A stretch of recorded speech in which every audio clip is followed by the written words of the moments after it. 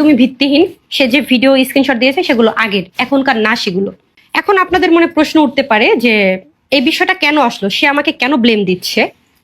সেটার কারণ তো অবশ্যই আছে, সে কারণটা আমি এখন বলতে চাচ্ছি না পাবলিকলি, কিন্তু বলবো যখন আমার মনে হবে যে বলতে হবে, তখন আমি সকল সাক্ষী প্রমাণ নিয়ে আমি বলবো। সে বলছে যে তার বাবার মৃত্যু হওয়ার পরও আমি তাকে দেখতে যাইনি।